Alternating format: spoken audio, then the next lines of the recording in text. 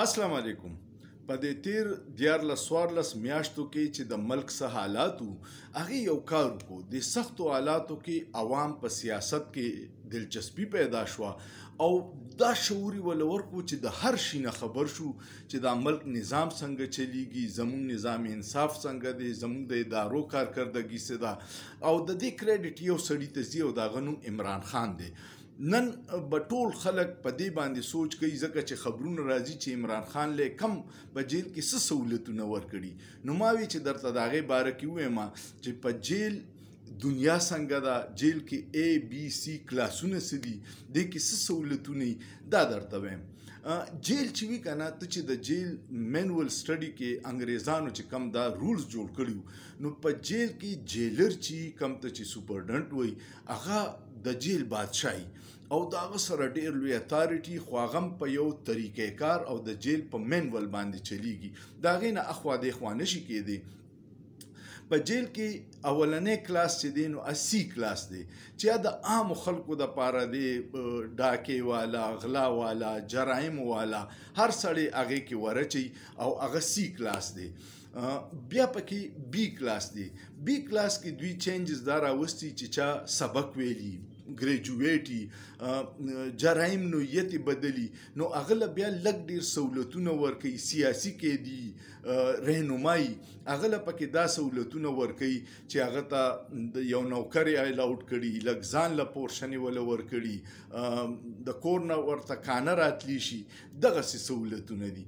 او چاته چې A کلاس ورکوي په هغې کې دا وزیران شامل دي، بیوروکریټ شامل دي، وزیر اعظمان شامل دي او ورسره پکې څوک چې ډېر ټیکس ورکوي هغه کس هم که څه جرم وکړي او جیل ته لاړ شي نو هغه له جیل مینول مطابق A کلاس به ورکوي. په هغې کې هغه ته 2 نوکران، د جیل دغه جیل کې چې کم قیدیان یې هغې نه وله 2 مشرتیان ورته وي هغه وله ورکړي.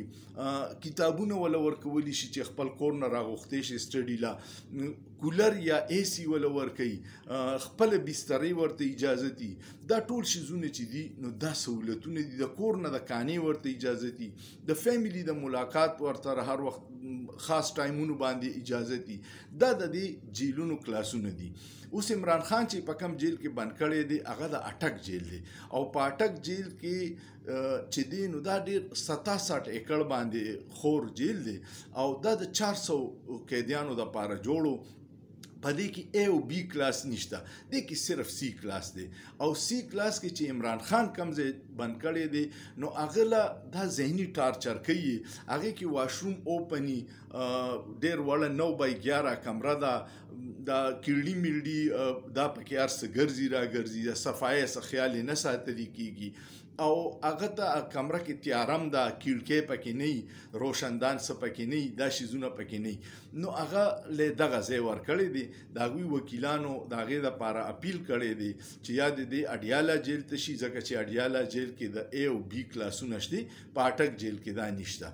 او د دې سره دا وي چې هلته کې اوس مې یو لیټسټ خبر واورېدو، د هغوی وکیل یو ټویټ کړی دی چې په جیل کې عمران خان لاړو نو د هغه ته قیدیانو دومره عجیبه استقبال وکړو، دومره چغې ووالې د عمران خان زنده‌باد چې د جیل حکام ډېر پریشانه شو او قیدیان یې په زور چپ کړه.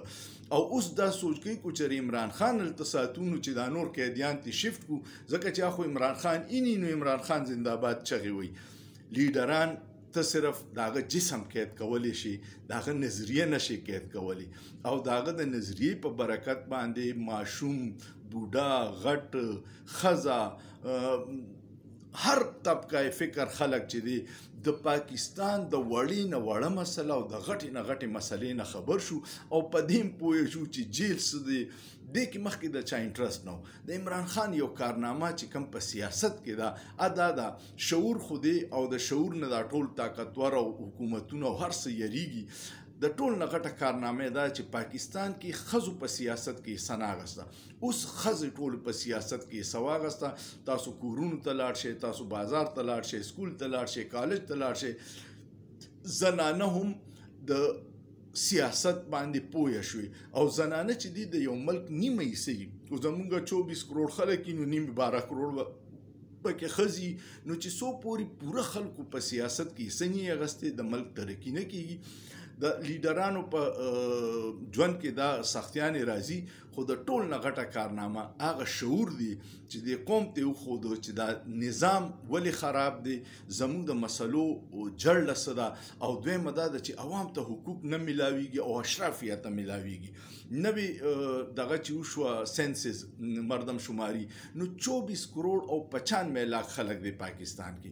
اوس چې د دې 10% روباسي نو 24 لاکھ او 95 هزار جوړي، او چې 5% کې نو دا 12 لاکھ او 45 هزار خلک جوړي. ملک صرف دغه 12 لاکھ او 45 لاکھ اشراف یا په لاسو کې دي، او دا نور 95% خلک لکه د ګړو بيزو دي، هغوی ته هیڅ حق نشته. هغوی خلکو ته پروتوکول هم دی، مفت بجلی هم ده، مفت ګیس هم دی، مفت پټرول هم دی، مفت دوریم دی، کو هغه بیوروکراسي ده، کو هغه عدلیه ده، کو هغه اسټابلیشمنت دی، کو هغه حکمرانان دي، او 95% چې دي هغه تباهال دي. امید لرم ستاسو به ویډیو خوښه شوي. کوم خوښه شوه نو کمنټ پیو کې، شیر کې، لایک ورکې، او سوچ پیو کې. په سوچ کې څه ګناه نشته.